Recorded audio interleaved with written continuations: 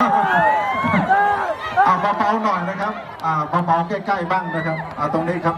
น้องยื่นให้เลยนะครับยื่นให้หัวหน้าเลยเนาะตรงไหนก็ได้นะครับนี่คือสัญลักษณ์แห่งปีใหม่นะครับนี่คือลูกช่วงนะครับใครอยากได้โบกมือสูงๆหน่อยเร็ว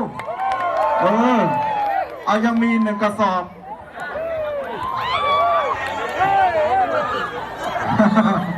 เรามีจำกัดนะครับแค่ถุงเดียว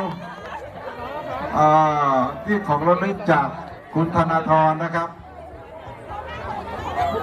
สาวๆสวยๆนี่อยากได้หรือเปล่าหัวหน้าตรงนี้รับไปเลยนะครับเป็นของที่ระลึกจากคุณธนาธรนะครับลูกช่วงนะครับเป็นสัญลักษณ์ปีใหม่มงเลยนะครับยังไม่หมดนะครับหัวหน้าแข็งแรงครับโยนไหวอยู่ ทางนี้บ้างนะครับก็ถือว่าเป็นโอกาสดีนะครับที่ท่านมาเยี่ยมเยียนพวกเรานะครับ ทางไหนครับยังเหลืออยู่ครับยังเหลืออยู่ใกล้ๆก็ได้นะครับไม่โยนก็ได้นะครับมาขอเลยนะครับใกล้หมดแล้วนะครับใกล้หมดแล้ว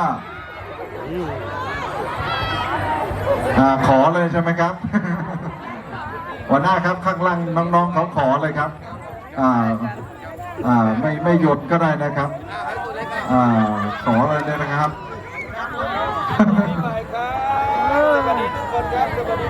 หมดนะครับหัวหน้าครับให้หัวหน้าพูดเป็นภาษามงหน่อยนะครับเก่งภาษามงเลยนี่ผมไม่ได้ยอยงปีใหม่พ่อแม่พี่น้องชาวมงทุกคนครับ